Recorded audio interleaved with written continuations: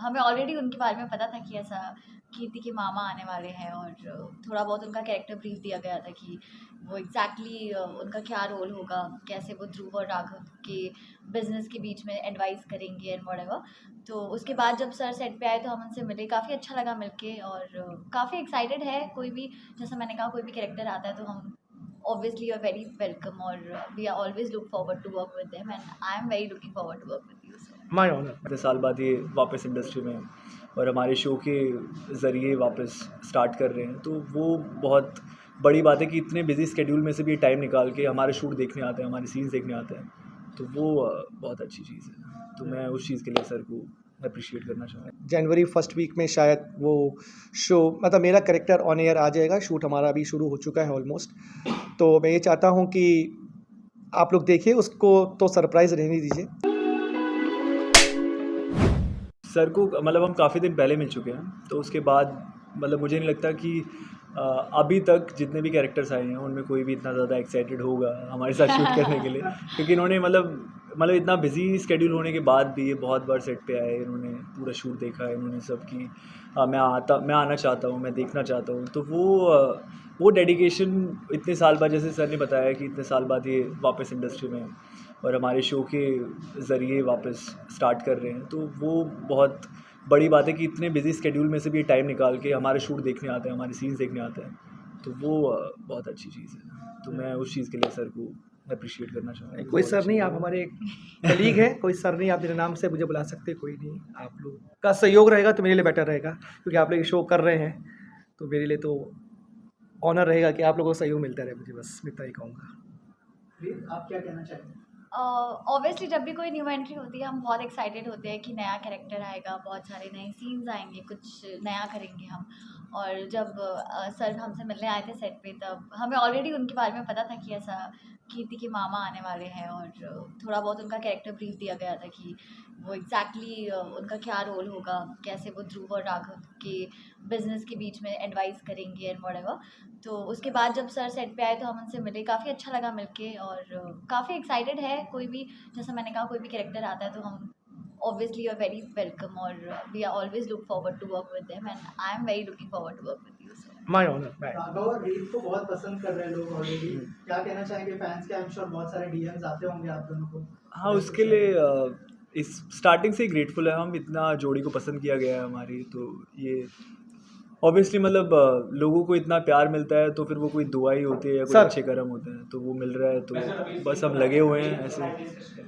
मैं आपको स्पेशली मिलाना चाहता हूँ हमारे captain of the ship director साहब से। हमारे आइए सर, यही है हमारे captain of the ship. He is the main director, इन्हीं के हाथ में हमारी बागडोर रहेगी। Is a gem of a person और ये हमारे डायरेक्टर है। You should always respect the director. He is a senior most. बैठिए सर प्लीज़। ये डायरेक्टर है हमारे, तो is taking care of the entire ship.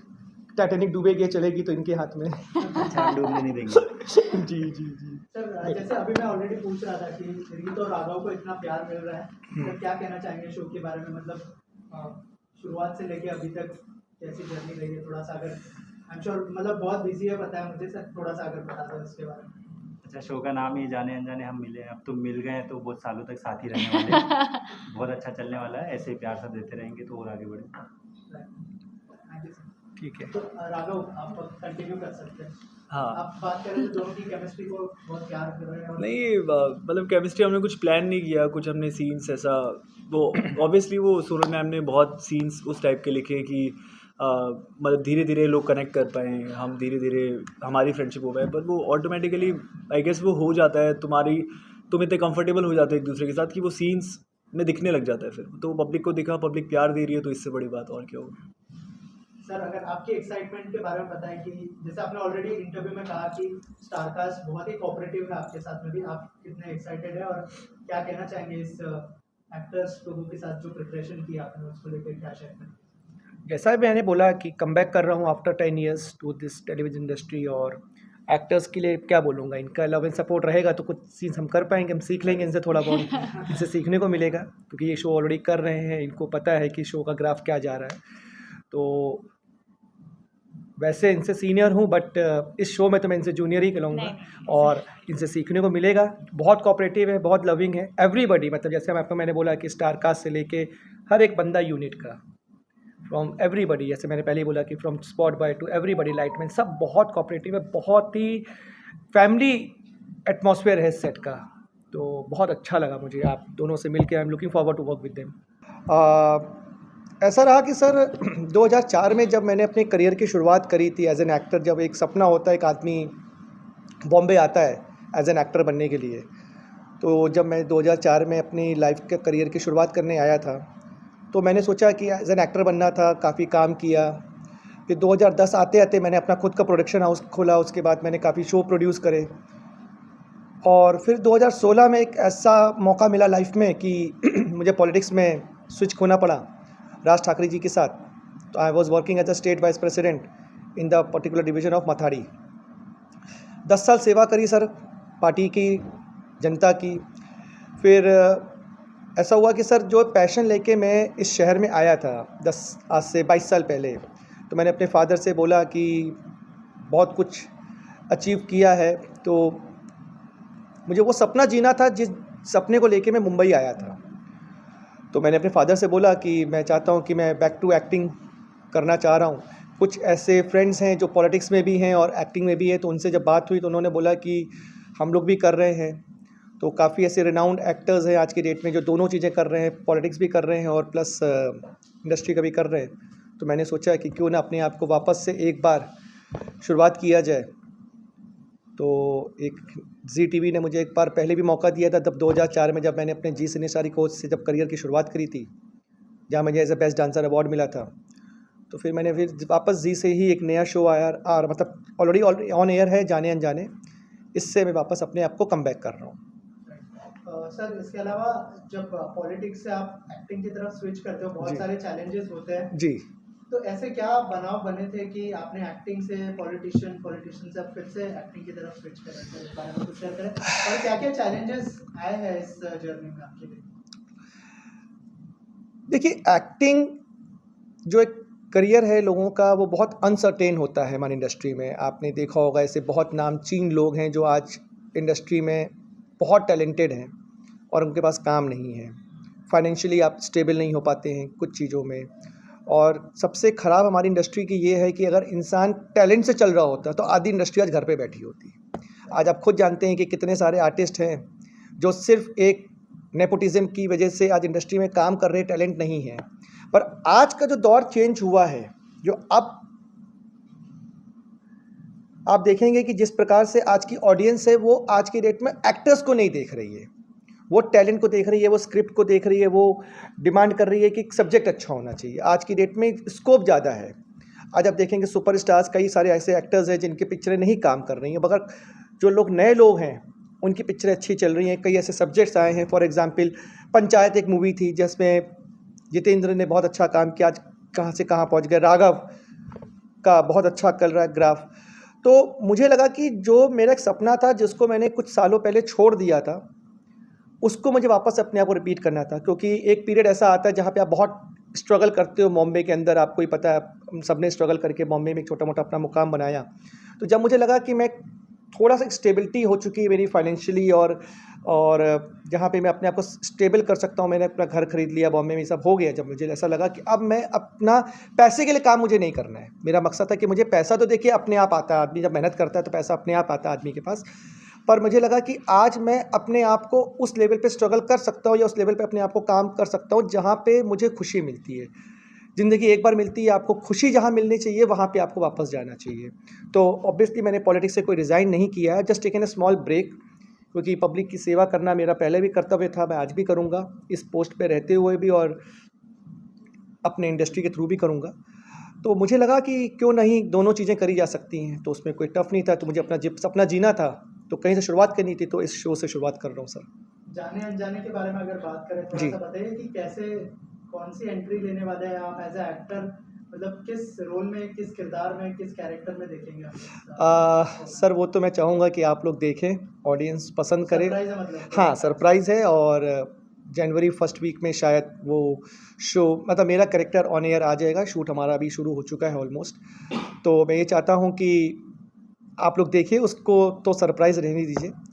और बहुत प्यारा कैरेक्टर है, बहुत अच्छे प्रोड्यूसर्स हमको मिले हैं, उनकी मैं बहुत तहे दिल से धन्यवाद करता हूँ। रोज़ एंटरटेनमेंट जी का, कंपनी का, सोनल जी का और बाकी क्रू मेंबर्स का, मेरे को आर्टिस्ट जितने भी हैं सब बहुत अच्छे से मुझे उन्होंने अपने परिवार में स्वीकारा है। उसके लिए तहे दिल से पूरे प्रोडक्शन हाउस का सबका तहे दिल से शुक्रिया है। आप लोग देखेंगे तो आपको पता लगेगा।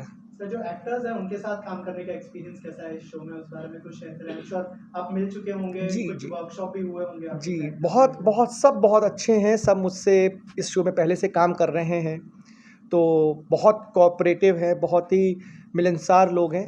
Not even actors, I am talking about every crew members, from spot boy दादा से लेके मेकअप दादा से लेके लाइटमैन से लेके प्रोडक्शन हाउस से लेके प्रोडक्शन पीपल, मतलब everybody is very cooperative and I am blessed to have to start my career from this production house. Sir क्या और भी हम लोग आगे देखेंगे कि आप और भी फिल्में और बहुत सारी चीज़ें करें करियर में, क्या क्या प्लान्स है उस बारे में अगर कुछ शेयर करें आप? हाँ, मेरे 1 2 3 ऑलरेडी वेब सीरीज़ की बात चल रही है जो एक बड़े लेवल पर है, और प्लस साथ ही साथ एक वेब सीरीज़ पे भी कर रहा हूँ मैं काम। एक मूवी है बहुत बड़ी जो एक बहुत बड़े सुपरस्टार के साथ बातचीत चल रही है उस प्रोडक्शन हाउस के लिए भी, और आने वाले कई 2 3 प्रोजेक्ट्स पाइपलाइन में है मेरे। किसी भी एक्टर के लिए प्रोफेशनल लाइफ और पर्सनल लाइफ, जी। इन चीज़ों को बैलेंस करते करते ही दिक्कतें आती। आपको पॉलिटिकल भी बैलेंस करना जी। है, सेकेंडली एक्टिंग और पर्सनल, तो तीनों के जी। लिए आप कैसे कर पाएंगे? सर, इसकी सारी शक्ति, सारी ताकत भगवान देते हैं, ईश्वर देते हैं। मैं जिस गुरु को बहुत मानता हूँ, प्रेमानंद महाराज जी को मानता हूँ, उनको सुनता हूँ। और देखिए, ये सारी शक्ति आपको ईश्वर देता है। आपको जो करना है, आपको सही राह, सही मार्ग पे चलाने के लिए आपका ईश्वर होता है वहाँ पे। और मेरे माता पिता का आशीर्वाद है, कुछ करीबी दोस्तों का, बहुत क्लोज़ दोस्त हैं जो मेरे लिए एक ऐसा कह सकते हैं कि हम पिलर की तरह मेरे लिए खड़े रहे। काफ़ी दोस्तों में से हैं वो लोग, कुछ मेरे, क्योंकि मैं उत्तर प्रदेश कानपुर से बिलोंग करता हूँ, तो मेरे कुछ दोस्त हैं जैसे कि डॉक्टर आशीष हो गए या आशीष जी हो गए, और भी मेरे कई सारे दोस्त हैं वहाँ पे कानपुर के, गणेश मित्र हैं, माता पिता जी हैं। तो सर कुछ नहीं, मेहनत करते रहिए सर। कृष्ण ने गीता में बोला है कि कर्म करिए, फल की चिंता मत करिए। वो लाया है वापस इस रास्ते पे, वही रास्ता बनाएगा सर। हमको आप क्या जानते हैं। सर और एक चीज़ आपसे जानना चाहूँगा, जैसे आपने कहा कि आपने रिज़ाइन नहीं किया है अभी जी। तक, तो क्या राज साहब से इस बारे में बात हुई है कि मैं और एक करियर की तरफ जा रहा हूँ? क्या उनका क्या रिएक्शन था? अगर उस बारे में भी कुछ शेयर करें। जी सर, मैंने अपना मैसेज साहब के पीए साहब को भिजवा दिया था। मेरे जो गॉडफादर हैं बाला लानकर साहब, हमारे मनसे के जो बाला साहब हैं, उनको भी मैंने मैसेज करवा दिया था, क्योंकि साहब अभी बिज़ी हैं। इस समय चुनाव का टाइम चल रहा है, आपको ही पता है, बीएमसी के चुनाव हैं, तो साहब का मैंने वक्त मांगा है। तो साहब जब जाएंगे तो साहब का मैं बिल्कुल आशीर्वाद लेना पसंद करूंगा, क्योंकि मेरे गॉडफादर हैं। उन्होंने मुझे ब्रेक दिया था इंडस्ट्री में, अपने पॉलिटिकल इंडस्ट्री के अंदर, तो वो मेरे गॉडफादर थे, हैं और हमेशा रहेंगे। और राज साहब का तो आपको पता ही है कि विभाग बोलते हैं साहब, तो जब साहब जाएंगे तो मैं आप लोगों को फिर से न्योता दूंगा कि आप लोग आइए, और साहब का आशीर्वाद लेने के लिए मैं बिल्कुल जाऊंगा। हाँ, ऑफ कोर्स मैंने रिज़ाइन नहीं किया, मैंने जस्ट ब्रेक लिया है, तो मैंने अपना मैसेज तो पार्टी तक को भिजवा दिया था। सर एनएसडी से जी। जितने लोग आए हुए हैं, जी। बहुत बड़े बड़े नाम हैं फिल्म जी इंडस्ट्री के अंदर, जी जी जी आपको कुछ उसका फायदा हुआ? सर देखिए, बहुत इंडस्ट्री जो एक्चुअली इंडस्ट्री जो हमारी है ना, वो किस्मत पे चलती है सर, पूरी तरह से किस्मत पे चलती है। आपको पता है कि किस्मत बालों में नहीं होती है, बालों के नीचे जो तकदीर होती है ना, यहाँ पे होती है सारी किस्मत। तो जैसा कि मैंने बोला कि इंडस्ट्री हमारी बड़ी अनसर्टेन है। उगते सूरज को सब सलाम करते हैं। एक हमारे बहुत ही सुपरस्टार रहे हैं गोविंदा सर, उनसे ज़्यादा मुझे लगता नहीं कि इंडस्ट्री में कोई टैलेंटेड है। बट अब ठीक है, सर भी बहुत, सर ने तो जिस लेवल पे हम लोगों को एंटरटेन किया, हम लोगों ने बचपन से उनको देखा है, उनसे अच्छा एंटरटेनमेंट तो मुझे लगता है कि इंडस्ट्री में कोई दे सकता था। बट आज सर का वक्त थोड़ा अप्स एंड डाउन्स चल रहा है, तो सर ये सब इंडस्ट्री तो सर किस्मत का खेल है, ये कम्प्लीटली किस्मत का खेल है। आप एनएसडी कर लो, आप कई बार मैंने बोला ना कि सर अगर इंडस्ट्री टैलेंट पे चल रही होती तो आधी इंडस्ट्री घर पे बैठी होती। तो इंडस्ट्री का तो कोई ठिकाना ही नहीं है ना सर, आपकी किस्मत है तो उगते सूरज को सब सलाम करते हैं सर। मैंने अपने आप को वापस से पुश किया है, क्योंकि 2007 का पास आउट था, तो कोशिश कर रहा हूँ वापस से अपने आप को एक बार वापस लाने में। तो मैंने सोचा कि टेलीविज़न इसलिए मैं शुरू करना चाह रहा था, ताकि टेलीविज़न से एक फ़ायदा रहता है कि आप वापस से रम जाते हो, डेली काम करते हो तो आप रम जाते हो, क्योंकि आपका काफ़ी 10 साल का ब्रेक हो चुका है। और आज का जो ऑडियंस की ग्रैबिंग हो चुकी है और ऑडियंस की तरफ जो आप अट्रैक्ट करते हो एज एन एक्टर बहुत चेंज हो चुका है इंडस्ट्री में। आप देख रहे होगे कि सब्जेक्ट्स बहुत इंपॉर्टेंट हो गए हैं। तो इसके लिए मुझे लगा कहीं से शुरुआत की, तो मैंने कहा पहले एज एन टेलीविज़न शुरू करता हूँ, उसके बाद क्योंकि 10 साल का ब्रेक है, एकदम से आप फिल्मों में जाओगे, आप कर पाओगे नहीं कर पाओगे, तो मैंने कहा कहीं ना कहीं से तो आपको शुरुआत करनी है। तो एक टेलीविज़न आपको वापस से ना एक रम देता है कैरेक्टर में आपको, तो मैंने सोचा कि टेलीविज़न शुरुआत करता हूँ। सर इंडस्ट्री से कितना सपोर्ट मिला है? सर बहुत सारे फ्रेंड्स तो होंगे जी, आपके इंडस्ट्री में, अगर जी। किसी का नाम लेना चाहे अगर आप। नहीं, सबने सर बहुत सारे ऐसे एक्टर फ्रेंड्स हैं, सबने सपोर्ट किया। अगर आप मेरा इंस्टा देखोगे तो ऑलमोस्ट सारे एक्टर्स, अब मैं हर अवार्ड फंक्शन में आपने देखा होगा मैं फर्स्ट रो में ही बैठता हूँ, वो because of being a producer also, मेरी कंपनी की वजह से। तो ऑफ कोर्स बहुत सारे एक्टर्स ने मुझे बोला, बहुत कई एक्टर्स जो हैं इंडस्ट्री में, जो आज की डेट में पॉलिटिक्स भी कर रहे हैं और इंडस्ट्री भी कर रहे हैं, तो उन्होंने मुझे बोला कि रिज़ाइन मत करो उसकी, क्योंकि तुमने मेहनत करके वहाँ भी पहुँचे हो। और ऐसे कई सारे एक्टर्स हैं जो हमारे सीनियर हैं, जो आज दोनों चीज़ें मैनेज कर रहे हैं। कुछ MP भी हैं, कुछ एक्टर्स एज एन एक्टर भी काम कर रहे हैं, एज एन MP भी काम कर रहे हैं। तो सर सेवा, देखिए पॉलिटिक्स जो होती है वो सर हम लोग कोई फ़ायदे के लिए नहीं जाते, हम लोग वहाँ पे सेवा के लिए जाते हैं। तो सेवा के तौर पे मैं हमेशा कल भी था अपनी महाराष्ट्र की जनता के लिए, और as an actor entertainment department मेरा डिफरेंट है, तो मुझे दोनों चीज़ें मैनेज करनी रहेंगी। उसके लिए मुझे वक्त दोनों चीज़ों के लिए वक्त समानता से निकालना पड़ेगा। तो मैं पूरी कोशिश कर रहा हूँ उस चीज़ को मैं कर पाऊँगा। आप लोगों का सहयोग रहेगा तो बिल्कुल कर पाऊँगा सर। सर आखिर में क्या मैसेज देना चाहेंगे जो आपको फैंस लोग देखने वाले हैं टेलीविजन पर बहुत जल्दी, उनके लिए क्या मैसेज होगा आपकी तरफ से? सर मेरा हर एक व्यक्ति को एक ही मैसेज रहेगा कि आप काम करिए, ज़िंदगी एक बार मिलती है, ये जो स्किन है हमारी, ये ज़िंदगी भर जवान नहीं रहेगी, इसमें बुढ़ापा आएगा। तो जब तक आप जवान हो अपने सपनों को जियो, और ईश्वर को याद करो, अपने माता पिता को याद करो, और सबसे बड़ी बात मैं ये कहूँगा कि आप be true to your yourself खुद में सच रहो। दुनिया को बताने की ज़रूरत नहीं है, दुनिया ने तो श्री राम को भी उंगली उठा देते, हम तो इंसान हैं। तो आप अपने लिए आप अपने लिए सच्चाई से चलिए और कुछ मत सोचिए, अपने सपने को जिए, just be true to your yourself इतना ही कहूँगा sir. Thank you so much sir. मैं आप सभी मीडियागढ़ का धन्यवाद करता हूँ तहे दिल से, आप लोग आए, स्पेशली राकेश जी का तहे दिल से धन्यवाद करता हूँ। बहुत शॉर्ट नोटिस में उन्होंने इन सब चीज़ों का अरेंजमेंट किया। Thank you sir. Thank you sir. Thank you sir.